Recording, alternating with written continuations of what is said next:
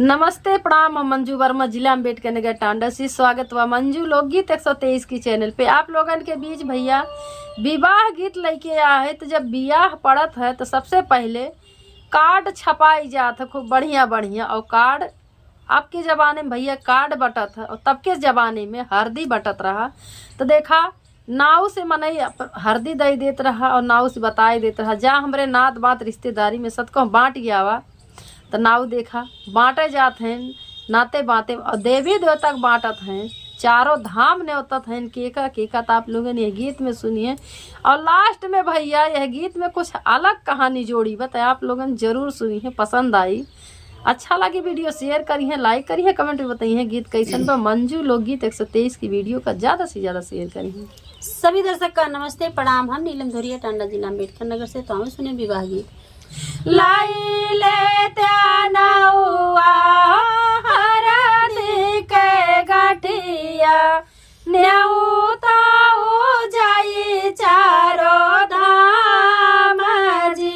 ए भैया ये कच्ची हरदी है, खेते मई के बोई, डुप्लीकेट ना है। हमें कुछ मिक्स उक्स ना बा ना सोचबा कि करिया करिया कौन हरदी ये मिक्स ना बा। जौन बाजारी का तो मिक्स कई के आ रहा था वो डुप्लीकेट रहा था। ये काव बना भैया ये बता दिया कमेंट में काव बना भाई। हमारे लोग यह खाई था कच्ची हरदी है। तो यह हरदी दिखाओ थी। यही हरदी से पहले न्योता बटत रहा है। अब तो भैया नए का जमाना आ गया कार्ड का। तो आप लोगन देखें गया में न्योता वो गया से गजाधर और न्योता बीर हनुमान जी। गया में न्योता वो गया से गजाधर और न्योता बीर हनुमान जी। काशी में न्योता वो गंगा महारानी और वो न्योता भोलेनाथ जी। काशी में न्योता वो गंगा महारानी और वो न्योता भोलेनाथ जी। धरती पे न्योता वो देवता पितर हथवा हरदिया के गाँठ जी। धरती पे न्योता वो देवता पितर हथवा हरदिया के गाँठ। ये सोचा था भैया काव बना बा, कुत्ता बना बा, कि ऊंट बना बा, कि जिराफ बना बा, का बना बा। बना तो बैठ के जायो। यही हम बैठे यहाँ एकर पुछिया है मुड़वा वो सोचा था। तो देखा एक गांठ हरदी चारों देवी देवता का चारों धाम न्योता दे उठा बा। अब देखा सब धीरे धीरे कैसे आवत बा। तो आप लोगन जरूर सुनिए। चारों ओर न्योता गन परिगन और सगुन धराय जी। चारों न्योता और गन परिगन और सगुन धराय जी। गया से आई गाये गया से गजाधर और ओ बीर हनुमान जी। गया से आई गाये गया से गजाधर और ओ बीर हनुमान जी। चारों कोने चारों धाम जब न्योता बट गया तब देखा सब जब पाई के बने होता। तो अब न्योते आवत हैं देवी देवता लोग गया से देखा गजाधर आवत हैं और काशी से के आवत बा। जेका जहाँ न्योता मिलब सब अपने अपने न्योते आओ। तो कैसे काशी से आई है गंगा महारानी, संगमा में आए भोलेनाथ जी। काशी से आई है गंगा महारानी, संगमा में आए भोलेनाथ जी। धरती से आई गाये देवता पितर, पाए हैं निमंत्रण हमारे जी। धरती से आई गाये देवता पितर, पाए हैं निमंत्रण हमारे जी। चारों ओर से आई गए अरगन परगन, सगुना ले दोनों हाथ जी। चारों ओर से आई गए अरगन परगन, सगुना लिए दोनों हाथ जी। देखा चारों धाम से सब जने देवता जे जे भी न्योता पाए रहे हैं सब आए गए हैं न्योते। तो देखा अब का होत बा कैसे वह कन्या का सब जने आशीर्वाद देते हैं। सब मिली कन्या बर का देते आशीषिया, सब मिली कन्या बर का देते आशीषिया। बढ़ाई दोनों परिवार जी, सब मिली कन्या बर का देते आशीषिया। बढ़ाई दोनों परिवार जी, जुगा जुगा बढ़े बेटी नैहर ससुर, बना रहा है तोहरो सुहाग जी। जुगा जुगा बढ़े बेटी नैहर ससुर, बना रहा है तोहरो सुहाग जी। कन्या का सब जने आशीर्वाद दे दीन आपन आपन। तब बिटिया का देखा अब जात हई वह ससुरार कैसे जात हई। बेटी जे चाली है अपने ससुर घर, माई कजरा घबराए जी।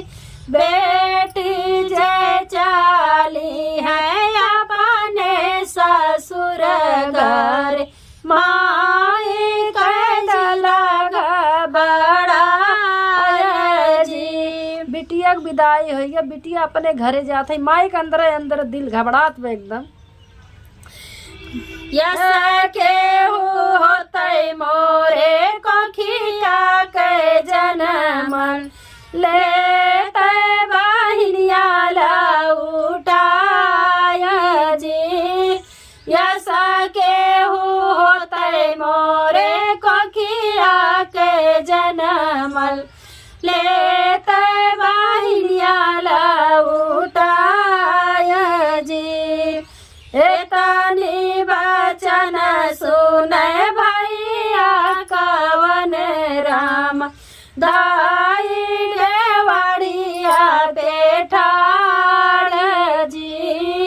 एतनी बचन सुने भैया कवन राम, दाई देवड़िया बेठाड़ जी। देखा जब बिटिया की विदाई होता तो माई कहा थी यस के होत हमरे यहाँ कोखिक जन्मा हमार बिटिया लौटाए दे। तब बेटवा जो रहतीन वो झट से खड़ा होती कि ये माई हम जाब अपन बहन लौटा। कैसे जातीन देखा बेटवा बोलत है माई से का बोलत है, हम तोहरे हाई माई कोखिया के जनमल, ले बहिना लौटाय जी हम तोहरे हई माई कोखिया के जनमल ले बहिनिया लौटाय जी एक बना गाए दूसर बना गाए तीसरे में बहनी के दुआर जी एक बना गईले दूसर बना गईले तीसरे में बहनी के दुआर जी भीतर ही बाटियों की अगने बहिनिया दुआरे बीरन भैया ठाड़ जी भीतर ही बाटियों की अगने बहिनिया दुआरे बीरन भैया ठाड़ जी।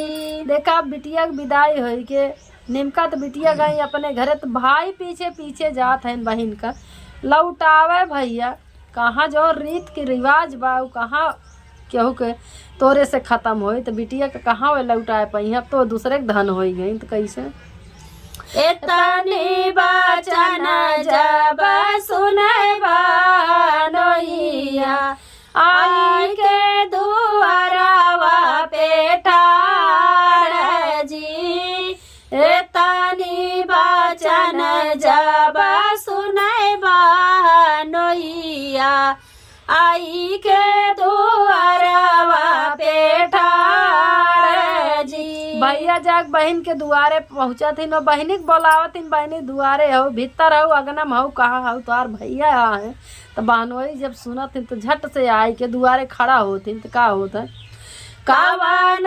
जरूरत तोहरे पड़ा मोरे सरवा आया तू बड़े बीनू सार जी कवन जरूरत तोहरे पड़ा मोरे सरवा आया तू बड़े बीनू सार जी बहनी के जरूरत हम पड़ल बानोइया आए हम बड़े बीनू सार जी बहनी के जरूरत हमरे पड़ा बानोइया आए हम बड़े बीनू सार जी। जीजा पूछा था अपने सारा से कि भैया कवन जरूरत तोरे पड़ गई इतना तू सवेरवा सवेरवा आई जात है आ भाई तोहार बहन आग पहुँची पीछे लाग तू आई गया तो कहा था हमरे बहन के जरूरत हमरे पड़ा बा हम यही के नाते सवेरे आवत है तो देखा जीजा का कहा था अपने सारा से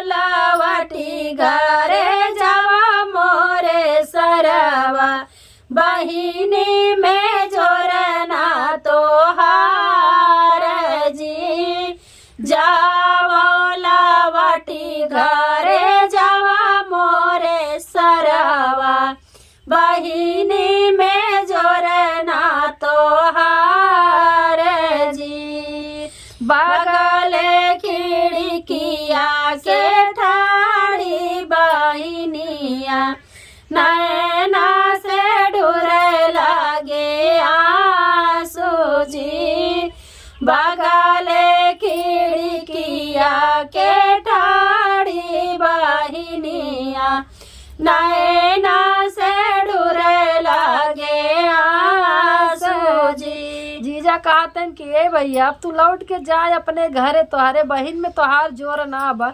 लेकिन बहन जौन है खिड़की के लगे ठाड़ हो के सुनत है सारा बात रोवत है बुलुल बुलुल वहीं से तो देखा का होता है जवाने बीरन के माही जवाना जेवाए उहे बीरन भूखा चला जाए जी जवाने बीरन का माही जवाना जेवायो उहे बीरन भूखा हमनी का करेजा एकदम फाटत बा। सोचत हई जौने भैया के हम आज छोटैया पर से पाले, खाना अपने हाथे खियाए, वह भैया के हमारा आज पानी दाना ना मिल तो हमरे दुआरे वह भैया हमार भूखे चला जाते। और का सोच सोच रोवत है। जवाने बीरनवा का पनिया पियायो, उहे बीरन प्यासा चला जाया जी। जवाने बीरन का माही पनिया पियायो, उहे बीरन प्यासा चला जाया जी। ये तनी बचन जौने ये तनी बचन जब सुने मोरे भैया, नैना से ढूरे लागे आंसू जी। ये तनी बचन जब सुने मोरे भैया, नैना से ढूरे लागे आंसू जी। बहनी रोवत है जोने भैया हम घूट घूट पानी पियाए। आज वही भैया हमरे दुआरे पे पानी ना मुहस्सर हो तो पानी ना क्यों पूछे वाला, पियासा मार भाई चला जात हुआ। तो ये बात जब भैया सुनत हैं तो भैया खूब रोवत हैं। तागे का हो भैया देखा लौट के खिसियान बेचारू अपने घरे अबावत हैं। इतनी बचन सुने इतनी बचन जब सुने मोरे भैया, नैना से ढूरे लगे आंसू जी। एक बना गए हैं दूसरे बना गईले, तीसरे में माई के दुआर जी। एक बना गए दूसरे बना गईले, तीसरे में अपने दुआर जी। भैया लौट के अपने घरे चला जाते हैं, पहुंच गई अपने दुआरे। माइक समझावत माई का समझावत है। आखिरी लाइन बता आप लोगों सुनिए।